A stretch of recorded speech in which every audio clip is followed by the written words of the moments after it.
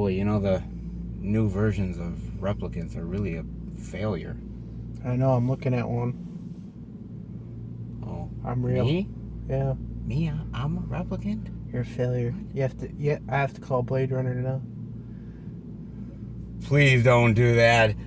Guys, welcome to another movie review where we talk about Blade Runner 2049. And this movie is a long time in the making. It's been what since the last one? Who I believe the first Blade Runner came out in 1982. I wasn't even born yet.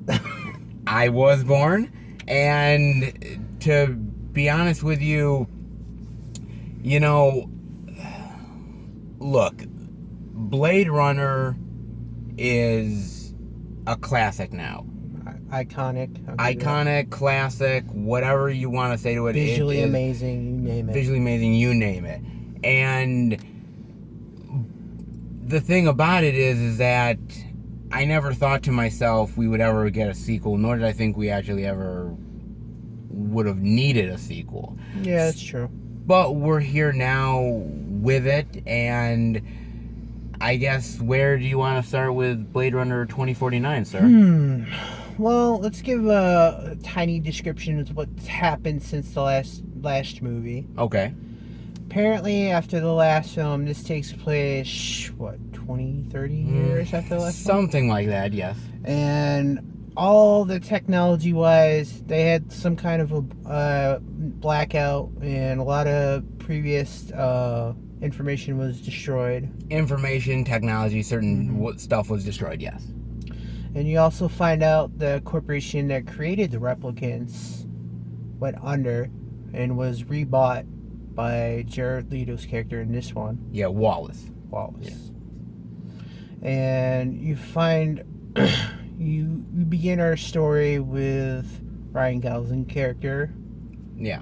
And he's on the trail. You know, you see beginning in the trailer, so we're not really spoiling anything. You see that he leads up to a confrontation with Dave Bautista, which is in the trailer, actually. Yes. So we're not spoiling anything there. I forget what the character's name was exactly. Yeah, I forget what the name is. But it leads down to a trail of secrets from the past from the first movie, between the first movie and this movie. Yes. And sort of that's where it sort of spins from there, I guess.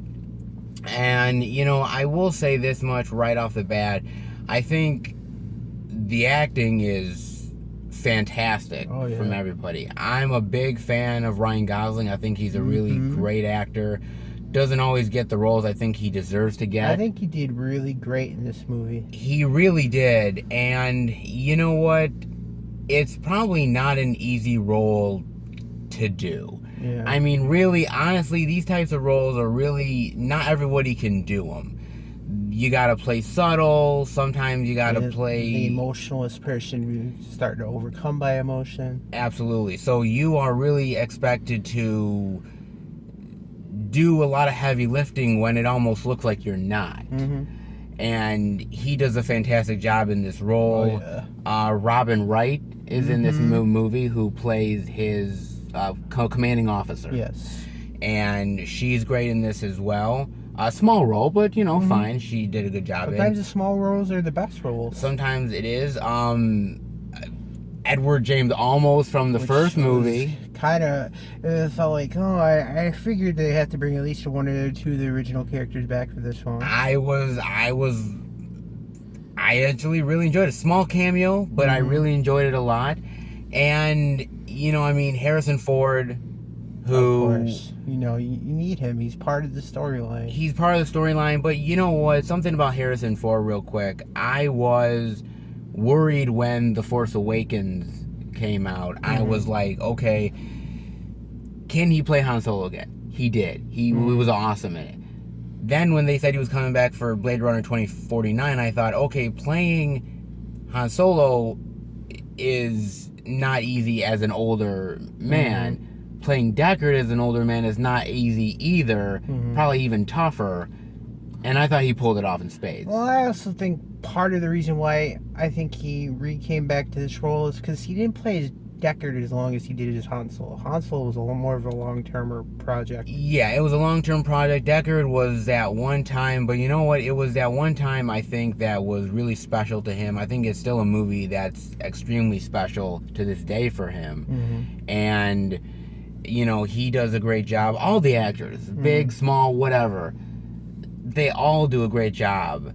And I also want to say Jared Leto is in this movie, and which surprising. I thought he was going to be like the minor bring it down character through the movie. I thought he was gonna be like Mr. Operatic, over the top guy. He wasn't. He was more of like the sinister, almost god complex type character. Yeah, and he worked really, really well. He honestly did. I thought he did a really great job. As I said, everybody does. I even saw last night, before we even saw this movie, he did an interview where he actually had because in the movie his character is visually blind. Yes, he's blind. Yep. And he uses remote control things remote control devices in order to see. Yeah. He said in the interview he actually met up with a person who actually taught him how to live as a blind person. Wow, really? Yes. I mean, he is method, so I mean, he goes for it. I will give him that. I mean, that, and the acting's great. There's no doubt about it. The acting is really, really solid in the movie. You know, honestly, from there, you could spin off and say that the movie itself looks absolutely gorgeous. Oh, yeah. I thought the scenery that they used for every scene was, like, literally perfect. Oh, my God. That's one thing me and him love the most, is when they have great scenery. Oh, my God. The visuals just pop in this. I mean... Even the beginning where, lead up to the Dave Bautista character. Oh, yes. The perfect. whole thing. It's just visually stunning. All of the colors and the world. The one thing I will say, and it's the same thing for the first Blade Runner, it's not just with this one, it's with both of them, is that it just feels like a real lived-in world. You never feel like it's fake or plastic. You see that, like, time's actually been done here, that they've lived through this stuff. Yes, it feels gritty, it feels realistic, it feels like, not like you'd want to live in that world, but that you could. It doesn't feel fake, and I think that's something I appreciate when the filmmakers go out of their way to really do what they can to make you believe it. And I do believe it 100%. I do have to say, the visuals look great. The film itself is stunning. I believe it was lensed by Roger Deakins, who is a world-famous cinematographer, and he did a fantastic job with this movie. It looks absolutely stunning. I will say, I also think the CGI is absolutely great too. I don't think I ever saw any flaw in this movie for CGI. I was looking for it because I was like, okay, the first Blade Runner was really a visual spectacular, not CGI, because there wasn't CGI back then. But what there was, that you could say that was impressive for back in its day.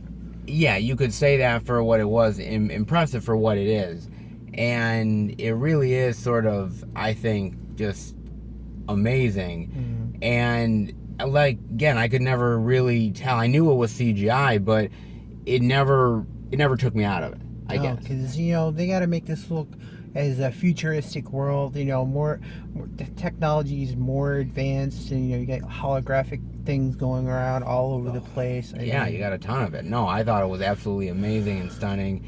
I mean, is there anything else you want to say before we get into spoilers? Because to get in depth with it, we do have to get into spoilers. Technically this is a spoiler, but I won't say the actual character. Okay. We see a character brought back from the past, which, like, it's you think it's the same character, but it's not. It's more of like a copy of the original. Yes. And I was worried because the last few times we've seen this done, where they digitally make the character look the same, like the de-aging thing. Oh, manipulate, yeah. There's only been a few times it's done well, and I didn't actually see a problem with it in this one because they kind of pulled it off. Yeah, I didn't see a problem with it either. That goes again to the fact that the CGI was amazing. I think everything's really well done in the movie. I will say this before we get into spoilers. This film is directed by Denis Villeneuve. Mm-hmm. And he's directed things like whether it's been Prisoners or Sicario, Mm-hmm. Arrival, Wow. plus many, many other movies he's done. He is a fantastic director, and he definitely takes chances. And he, in interviews, has said how much he loves Blade Runner. It's one of his favorite movies of all time. And he was extremely nervous about doing this movie, but he felt like he knew what he wanted to do with it. And he knew that, you know what, look, Knew where to push it to the point where it could be great. absolutely. And he's basically said, look, art is risky. It's risky to do it. You know, it's that saying, no risk, no reward, and he got rewarded on this. I fully believe that too. Ridley Scott was originally supposed to direct this movie. He ended up doing Alien Covenant instead of this movie. And look, I'm kind of glad that Ridley didn't do it. Ridley did a fantastic job on the first Blade Runner for its time. I think bringing in fresh blood like Denis Villeneuve really helped the material, because this guy not only respected the material, but he loves the first movie, so you know he's gonna build from it. He's gonna treat the material fantastic, and he did. He did a fantastic, amazing job. So, with that being said, we are now gonna get into spoilers. So you have been warned. And what are some of the things you would like to talk about, sir? Well, let's start with the synopsis story of what's going on. Okay. Like I said, you see in the trailer, he's going after Dave Bautista's character, Rosling's character, which he's known as K. I mean, he doesn't have an official name. That's his designation that he was given. Yeah. Well, after he takes out Dave Bautista's character in the movie, he finds out there's actually more hidden on where he is than he expects. He finds a corpse of a dead child. Or was it a child? No. He found the corpse of the female, which ended up being, spoiler alert, Rachel from the first movie. They find out that she was a replicant, and the idea that, oh my God, she was pregnant, she had a child. This changes the game. I mean, creating life. Yeah, basically, I mean, the replicants are basically just bioengineered humans. You know, eventually something like this was going to happen. I mean, even in the first movie, they kind of said Rachel was special. Maybe she was the first of her kind to create a new life. Absolutely. And the idea is basically the LAPD chief, played by Robin Wright, basically says, this cannot happen. We have to eliminate the child, because she basically says the line, if the replicants find out that they're able to reproduce, the thin line between replicants and humans would be gone. And basically you've bought yourself a war. Basically. And she's like, look at how the replicants are treated. They're basically treated as slave labor and, you know, property. And true, and this would change the game. On the flip side of that, you have Jared Leto's character of Wallace, who wants this to happen, and he wants to take this even further because he feels that he can benefit from it, and so he wants to find the child, and so all of this sort of spins out of control from there. And go on. Sorry. Go ahead. Well, I did want to say that basically towards the beginning of the movie, they basically say right off the bat, Ryan Gosling's character is a replicant. I mean, they don't try to give it a mystery or anything. They basically do right off the bat. At the beginning of the first fight scene, I'm like, he's getting manhandled by Bautista, and Bautista's no tiny guy. I mean, oh, he's no tiny guy. He's definitely going for it big time. And his character was like a combat replicant, from what I can tell, or at least he was one of the combat ones. Yes, he was one of the combat ones, and he did an amazing job in that fight scene. And I mean, I will say this, for a portion of the movie, here I am thinking, with everything that's going on, Ryan Gosling's character of Kay, Mm-hmm. he's a child. Mm-hmm. I mean, they were pretty much following that whole thing for the almost the entire movie, and then when when you find out that it's not, I thought that was, for me at least, refreshing because I was like, okay, I didn't mind the predictability if it would have went there, but I like that they changed it up a little bit. I kind of figured, because remember in the database where he finds out, oh, there was a child born here, both male and female. Yeah. You know, he could have been the male child that they put the special memory to leading. You know what? They could have. Honestly, And you find out there's a female one, which you do meet the character beforehand before you find out who it really is. Yes. And I thought it was kind of creative in that way, because you don't want to give up that person too quickly. No, you honestly don't. You are right. You want to hint toward it who it could potentially be. Who it could potentially be. It could be many different people. It's tough to say. I mean, eventually, you find out after a while, Gosling's character finds out that the particular memory that he has in his head was a real one, and he just starts to unravel. I mean, he can't process it. He starts to freak out because he realizes that, oh my God, none of my stuff is in my head is processed, is real, which means that what am I essentially? It was like, am I the replicant hybrid, or what am I?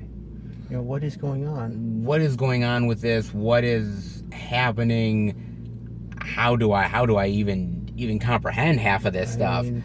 Eventually, it leads him to Deckard's character, and yes, and Leto's character wants to find out, if they're trailing Gosling's character, and they eventually get to Deckard, and they manage to capture him. Yes, and the whole thing with Deckard and the idea that he had hidden himself away and help hiding the kid and everything else, like, it's all incredibly, like, it's an intricate plan, and I think the plan works. It's something where I think the story actually is a really good bounce off from what the first film was. Where you leave the first film and then you can jump to this and you get the backstory of where these characters were without having to see all the flashbacks that sometimes you see. I mean, you could say the leading occurring theme between both, or at least one of the little themes, is the continuation of life. Absolutely. I think the continuation of life is crucial. I agree with you. And I also like how they they give you a potential nod to maybe another film. I mean, the way this one ends, you also find out the replicants are looking for this child for a potential, or waiting to pull this child out so that they can use it as a leader for their potential war. It does leave it open-ended in the idea of what's going to happen with this child. What's going to happen with basically Deckard? What's going to happen with the replicants who are waiting in the wings to find out about this child? What's going to happen with the character of Wallace? There's a lot of things open-ended here.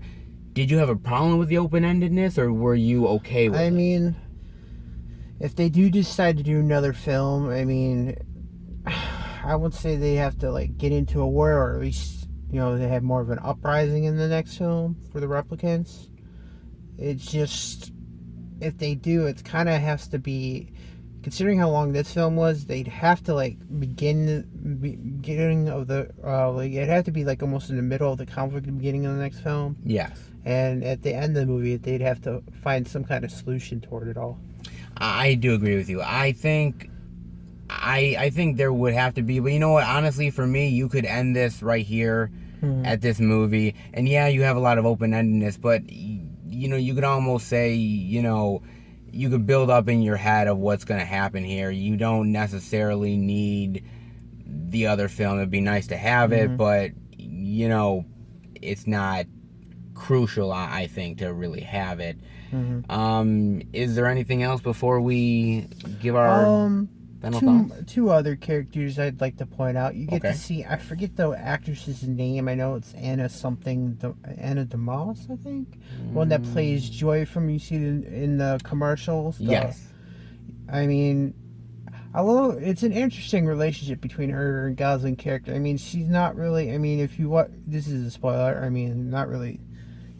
You see that her character is holographic, and she's actually more human than you realize in a lot of ways. Yes, I mean, absolutely. it also could be potential because of what kind of what she was created from, Yeah.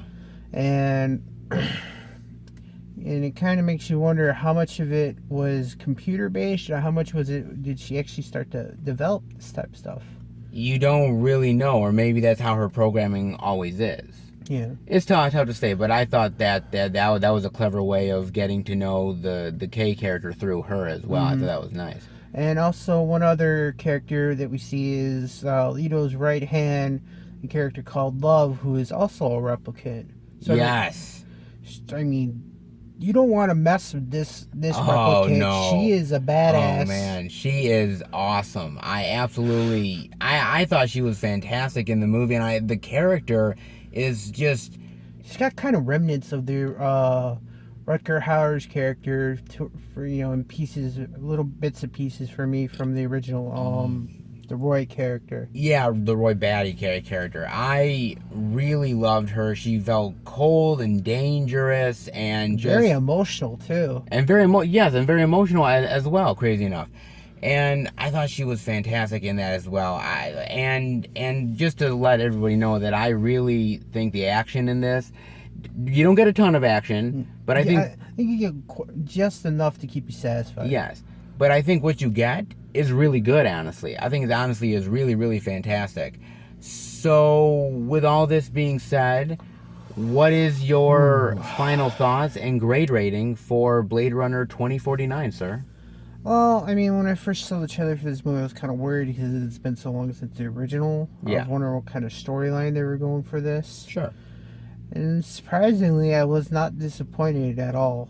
I mean, I thought this movie was very well done. Yeah, I mean, it leaves potential for another one. it does. Yes. I would say I'd have to give you probably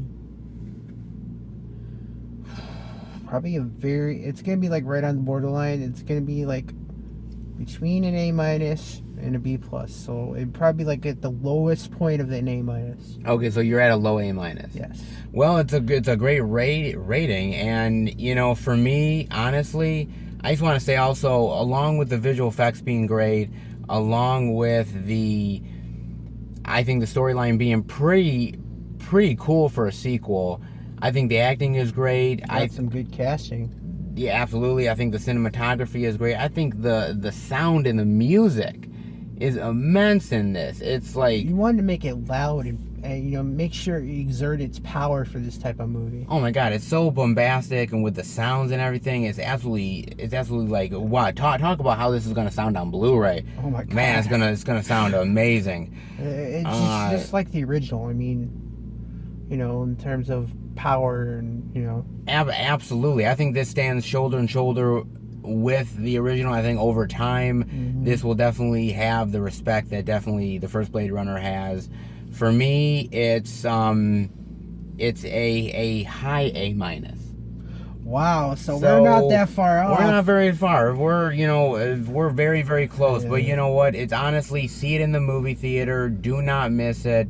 It's definitely worth your time and money to definitely watch it.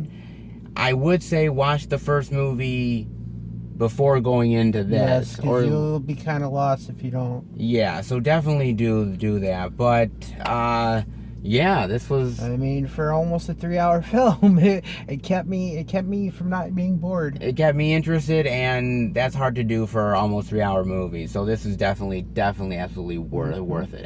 Every penny is worth it. All right, so that'll do it for the movie review. Hope you guys liked it. If you did, definitely give it a thumbs up. And we will be back next time for another movie review with less replicants. Time to retire you. Bang. I'm not dead. I'm still a replicant. See you later, guys. Bye.